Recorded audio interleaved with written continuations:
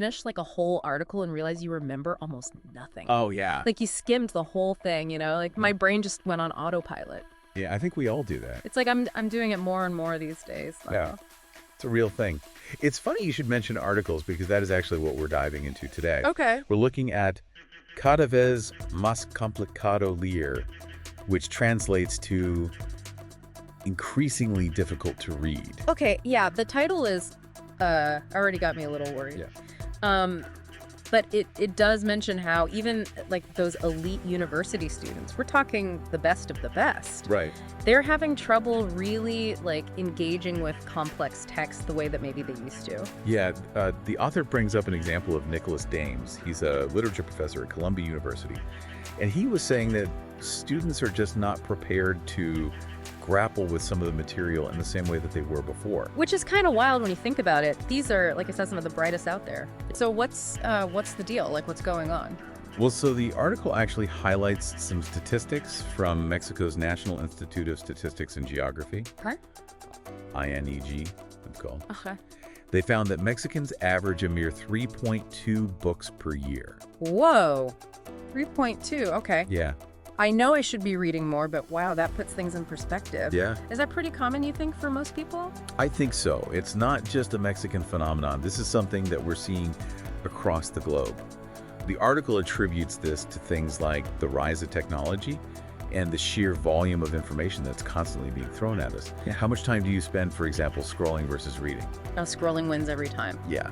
But I will say, like, I do miss just getting completely lost in a book. Yeah. It's a different kind of engagement, you Yeah. know? Is that just me being nostalgic, or is there something more to that feeling of being, like, fully immersed? It's interesting you mentioned that whole like getting lost in a book thing, because this article actually talks about how it's not just a feeling.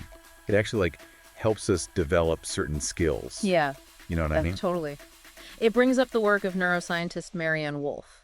Okay. And she's done a lot of research on how reading affects our brains. And she says that deep reading, Right. the kind where you get like completely engrossed in a book, Yeah. that's how we build critical thinking and self-reflection and even empathy. Yeah, that makes sense, because when you're reading like that, you're not just, like you said, taking in information, but you're really engaging with like different perspectives Right. and different worlds and like different ways of thinking. Exactly. It's like stepping into someone else's shoes for a little bit. Yeah, and that's exactly it. That act of like stepping into someone else's shoes, seeing the world through their eyes, that's what builds empathy. Because it forces you to confront different viewpoints. Maybe wrestle with some complex emotions. Yeah.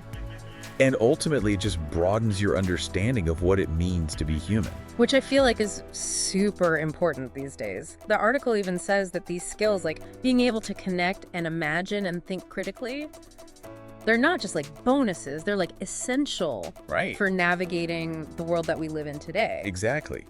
And as we were just discussing, it seems like deep reading is on the decline. Yeah, So then the question is why? right. Why are we moving away from something that seems so important? Exactly. Why are we doing this, especially when the stakes are so high? Right. Is it as simple as just blaming technology? Right. Like, it's easy to just point the finger at our phones and our computers and be like, that's the problem. Right. But it seems like there's more to it than that. It's more nuanced than that. Yeah. This article mentions changes in education, like No Child Left Behind and Common Core. Yeah. For those who might not know, these were education reforms that, while well-intentioned, they often shifted the focus in schools towards standardized testing Okay. and measurable outcomes. And it sounds like what this article is saying is that focus on standardized tests, maybe it meant that something else had to take a backseat, like deeper learning and thinking critically. Yeah, it's a trade-off for sure. And it's one that we really need to think about. You know, if we're just focused on those easy to measure results, Right.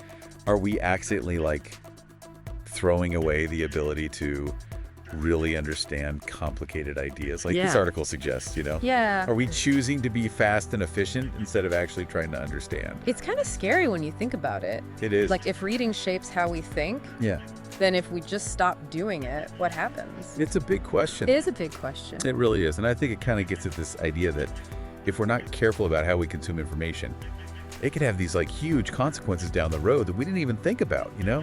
Right, totally. Yeah, so we're trading in like real understanding for just like quick wins. Totally, Uh, yeah. And it makes you think, like, how do we actually make reading, like deep reading, a priority again? That's the thing, right? It's like, how do we reverse this? Yeah, how do we fix it? Well, I mean, the first step is just realizing there's a problem, right? True.